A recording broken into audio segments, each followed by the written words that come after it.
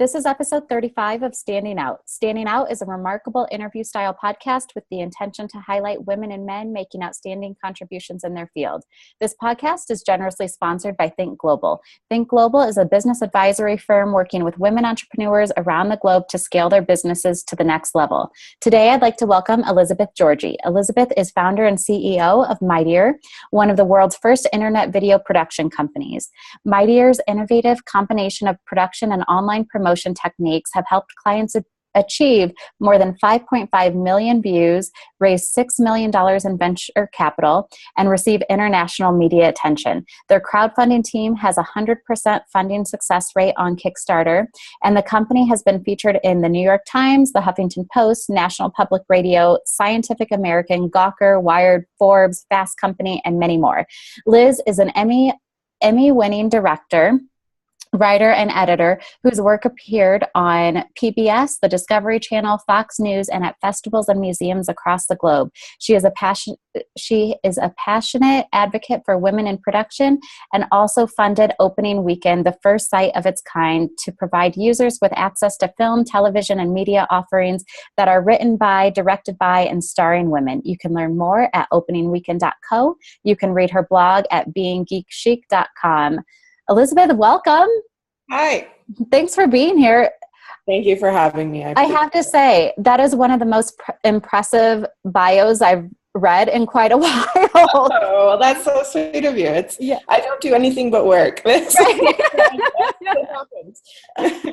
Okay, so no, if I go back to that line, your clients have more than 5.5 million views on their videos and have raised more than $6 million in venture capital. Like, holy cow, that is so impressive. I want to know kind of your transition from early on in your career to this company. Like, where did this idea of Mighteor start? And, let's start there. Well, entrepreneurship was never really in the plan for me, which I think happens with a lot of women. I started my career in television journalism. I worked in a variety of different roles. Primarily, my longest running job was at a newswire where we would package together news pieces and we would send them across the globe. And it was an awesome job, and I genuinely loved that team. But in 2007, when I was working that job, YouTube had started to really become a thing. And I went to my news director on a Friday afternoon and I was like, hey, Dan, how would you feel about me repackaging our news for the internet and just seeing what would happen? And within, in 2007, this was a profound idea. News was not on the internet the way that it is now. So I started doing this in my free time because I was just an annoying overachiever like that. Yeah. I was, within 6 months, we had over 11 million views on like 30 videos. And wow. My bosses obviously were very happy about this. And so I continued to sort of pursue this idea of how could television, how could traditional forms of media translate their content, which is very expensive to make, very challenging to produce, very cost intensive and person intensive. How could they translate this in a budget way for the web? And within a few years, I got headhunted to work at an ad agency, a very small boutique ad agency. And so I spent 2 years working there, helping brands do the exact same thing, translating their ad campaigns into digital campaigns for YouTube and Vimeo and Facebook and all these other places. And it was in that job that I learned how to manage budgets. I learned how to manage teams. I learned how to, create a project plan and figure out how we were going to spend money and where.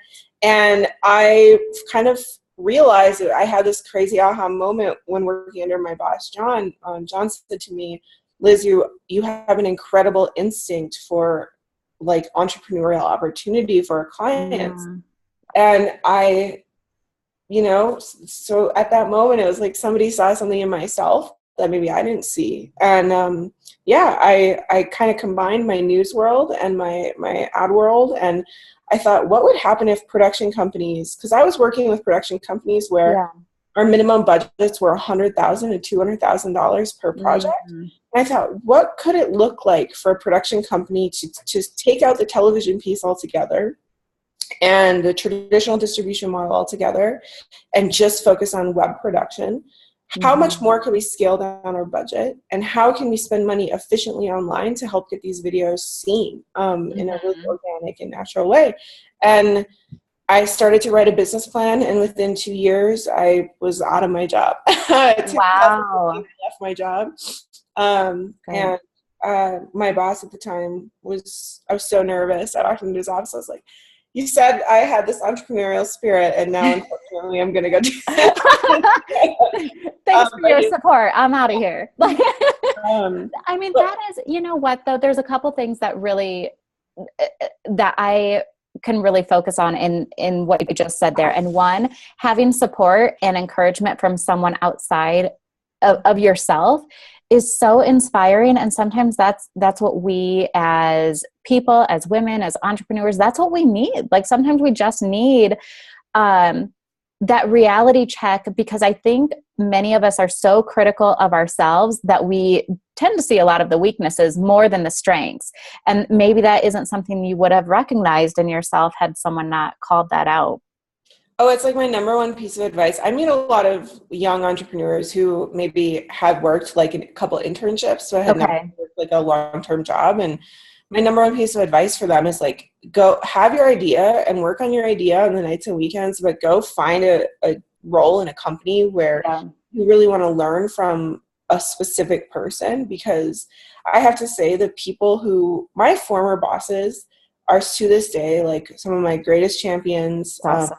John is actually a business partner. We collaborate constantly on projects. And, you know, another boss of mine, Anne, she is somebody who has always been a huge advocate for me, has always helped connect me with people. I mean, those former bosses really turn into like the core kind of initial board of advisors when I joined the board of advisors was, right? Because they knew me so well, and they knew my talents, they knew my weaknesses. They were able to sort of help me to refine my own position in the marketplace in a way that if you don't have that kind of like long-term ongoing relationship, you can't create that over like 3 coffees, you know? Right.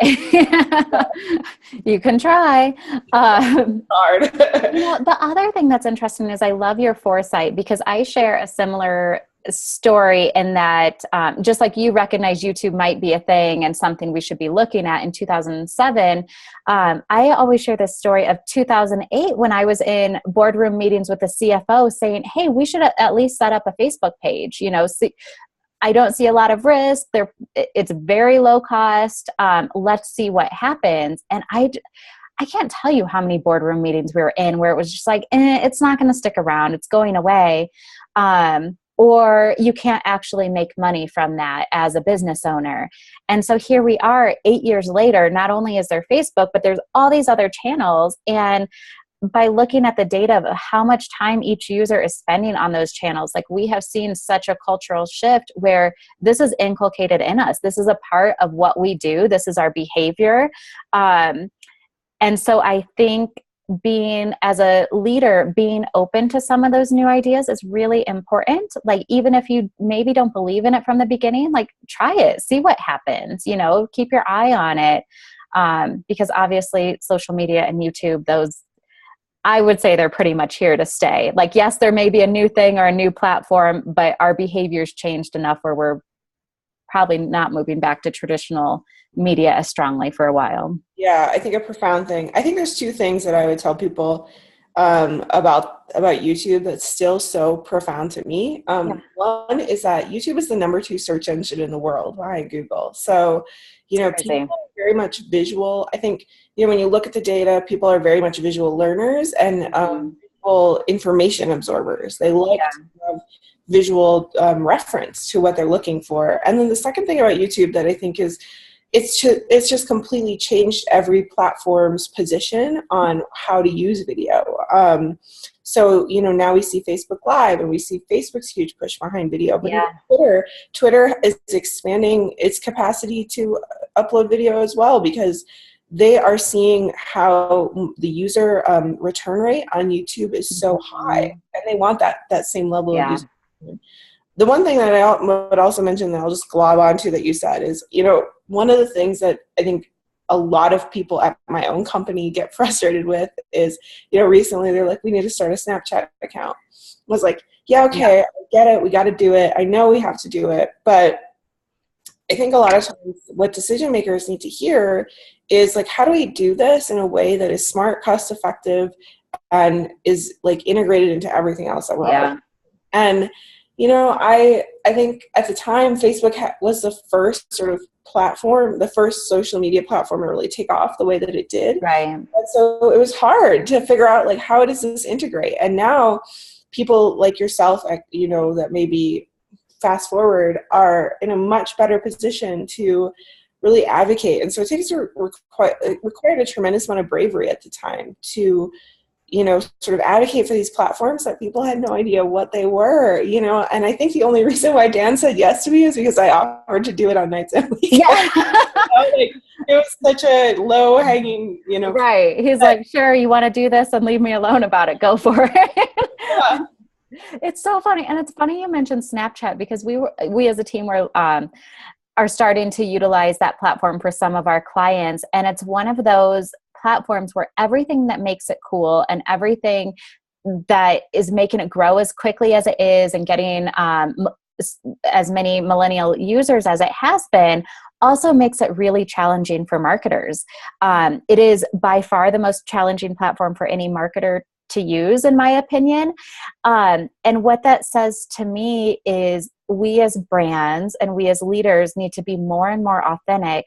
And I think we have so far left behind that message of, or that approach of push marketing, where we say, hey, here's our product, here's why it's great, come buy it, right? And we are now so much in that world of relationship building, and it's social, and we want to talk to brands and support them and share that with our friends. And I think that is something that leaders and CMOs, that I think that's an important message for them to hear and know.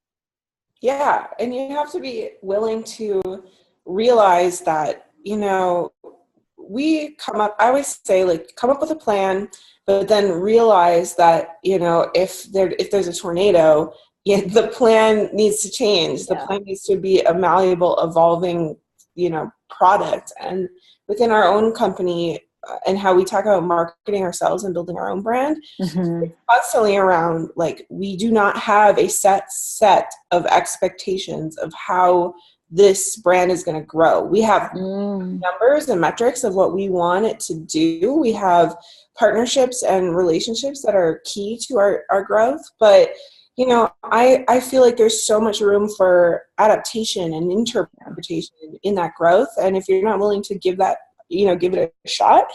I'm on Snapchat now, you know, like, they have me doing kind of these once a week, like, conversations with Liz, where I'm just talking about whatever is interesting to me in the moment. And I did one last night, and it was about sort of how the role that men can play in helping to get women more integrated into production. Because me, you know, obviously this is like a passion part of my work, but I believe so strongly that, like, it can't just be women talking to other women about helping each other. We all have to help each other. And, you know, it's not necessarily like something I would have thought is like, this is how we're going to grow our brand, but I'm always kind of happy to do it because it's an opportunity for us to sort of broaden the conversation. It's not always about selling. It's kind of about who we are and our ethos. Yeah. I do like that part of it. And I think there's a good thought leadership piece to that. I will say I was at an event last night put on by Be Visible, which is it's a social media platform geared toward Latina millennials. And what they're trying to do is bridge the gap and get more Latina millennials into the workforce.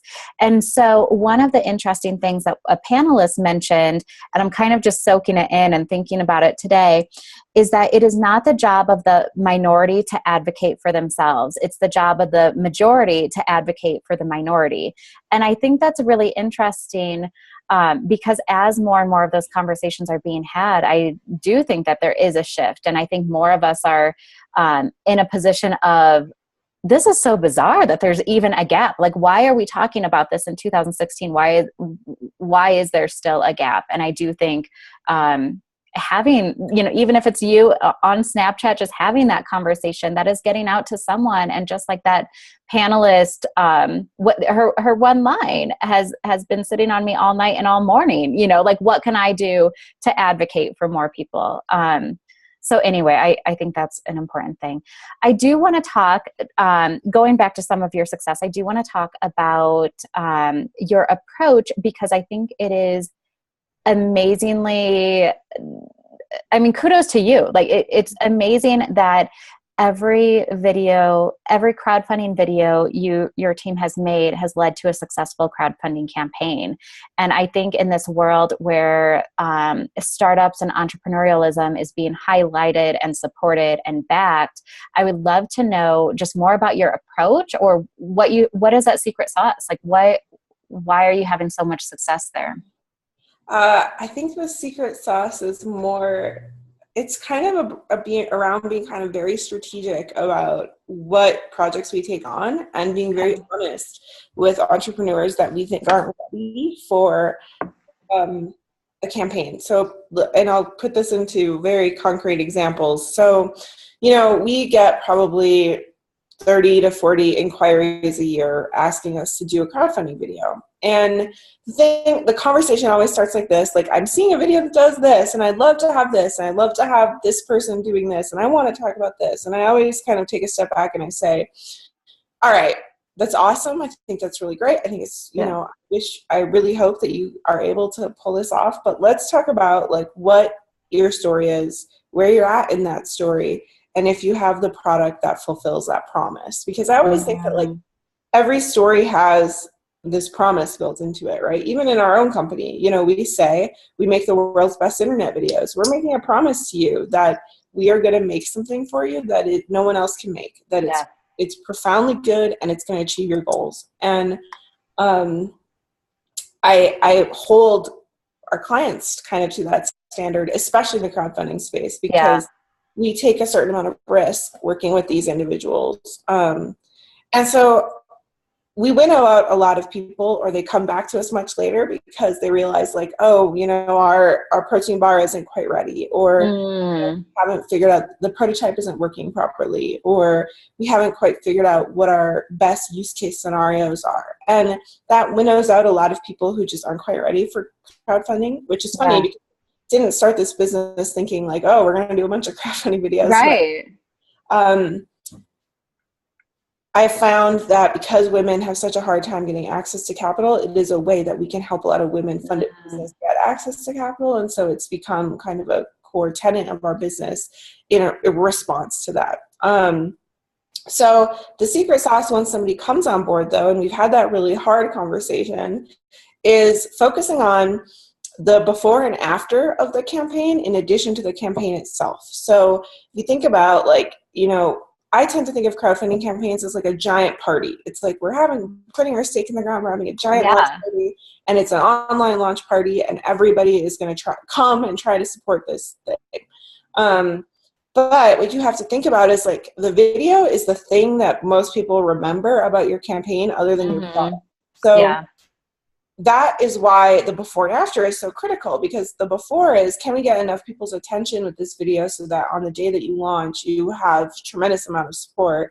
And then can we put you in a position to use this video after your campaign to successfully do what you need to do next? Because the reason that a lot of crowdfunding campaigns fail is because they don't know what they're going to do after they get the money. They're like, right? Yeah. They don't actually know, like, man, actually, we're going to have to go to the bank and get a little bit, we're going to have to get, a line of credit so that we can produce the product, or we're going to hire this type of person. And we've seen our clients use these crowdfunding videos from everything from Shark Tank auditions to VC meetings to accelerator application programs. Oh, wow. Yeah. I mean, literally, this media, they'll put together media packages with the footage and send it out for media campaigns. It's just, there's a tremendous amount of opportunity for what can be done after the campaign if you really And so I think it's being mindful of, this isn't just a crowdfunding video, this is the product launch video, and really treating it with that level of care. Yeah, I think that's a really great perspective. So as we get to the end, my final question is, what is on your radar currently that you think all of us will be talking about this time next year? Like, what will be the hot topic or trend that you kind of have the insider knowledge on? Well, I think there's one thing in video specifically. I think the specific video thing will be micro videos, 5 and 10, 15-second videos. Uh-huh. So things that are almost feel like a GIF or feel like a looping GIF, but are actually Okay. like micro stories. I actually do think that that's going to be huge, and it's especially going to be huge on feeds, Twitter Mm, and Facebook feeds, things like that.